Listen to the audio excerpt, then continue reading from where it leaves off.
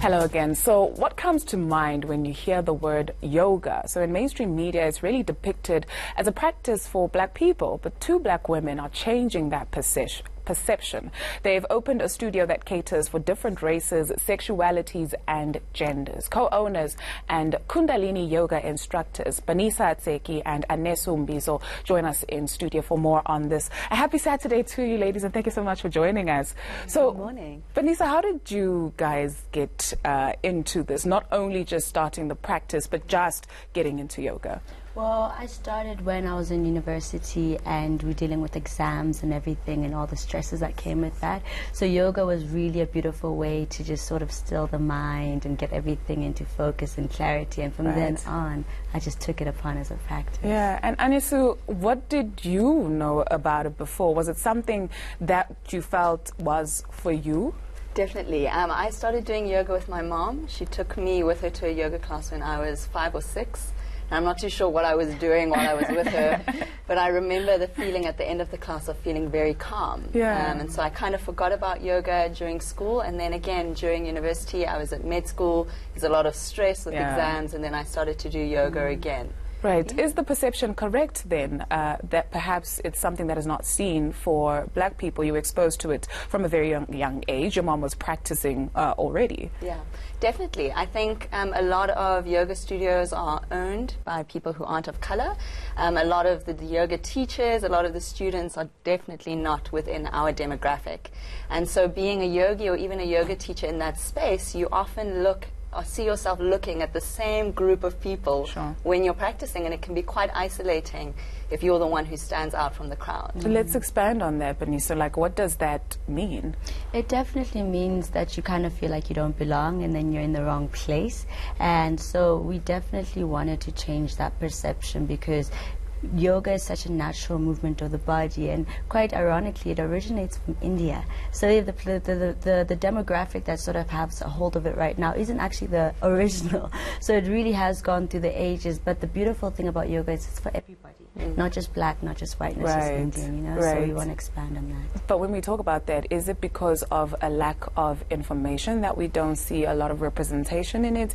Is it, what are the barriers to entry? Well, definitely the barriers to entry is economics, you know, like if you look at a yoga studio and it's so expensive to go to, and also you find that most of them are situated in suburban areas, you know, you don't find it in the rural areas, you don't find it in central areas, so that's a huge barrier. But information is also definitely that, because it's also usually mistakenly correlated with religion, which isn't the case. You know, it's a non-circular practice, but some people have positioned it as if it's something quite religious, and that is a barrier. And I'd like us to speak about that, because sometimes we talk about things and we assume that we all know what we're talking about, right? Or everybody is exposed to it. So when we talk about yoga, specifically the ones that you do, what are we talking about?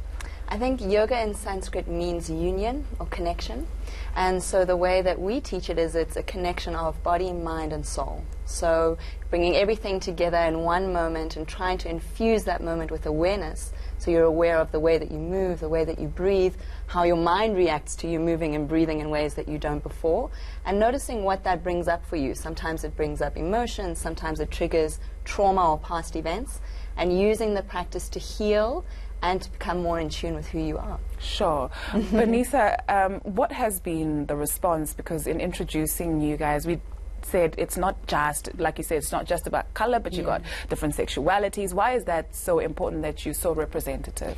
It's so important. Well, the response has been overwhelming for us. You know, we knew we were doing something special, but not quite so until people responded.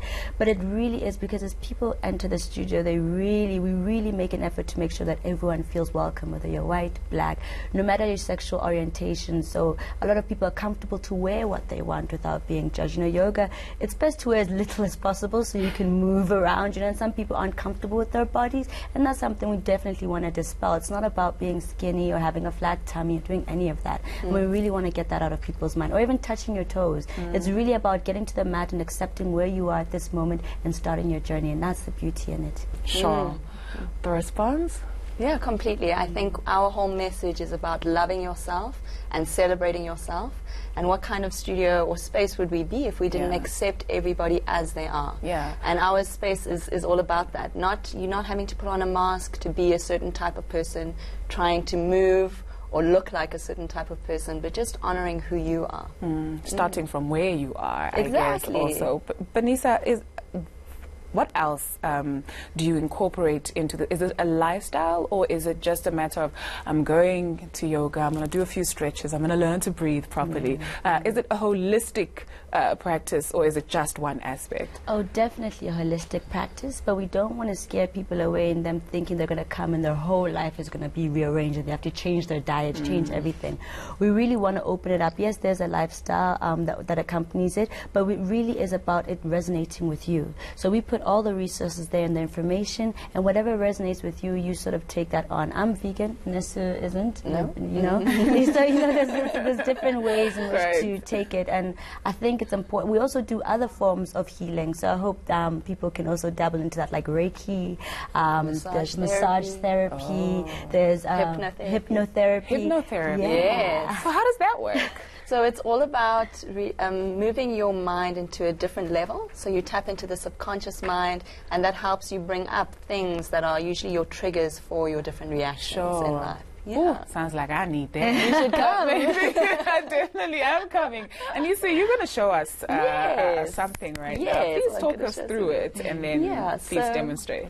Wonderful. So I thought that I would do quite a subtle, basic sequence in yoga, which is the tree pose sequence. And it's a balance. It's a great one because you can do it anywhere. You don't need a yoga mat. You just need to not be wearing shoes, basically, and you can do it. Lovely. And it's for yogis of all levels. So if your viewers want to join in with me, feel free, and I'll instruct as I do it, and we'll just have a bit of fun. Please take two. Wonderful. Sure. Vanessa, I'm very keen on the other forms of healing that you talked about. So you talk about hypnotherapy. What else do you guys have? Well, we do have hypnotherapy, we have massage therapy, we have Reiki, which has been a huge thing. So what does thing. Reiki mean? Reiki is basically using energies, working with energies in the body to really heal, and they also encompass things like crystals and all of that.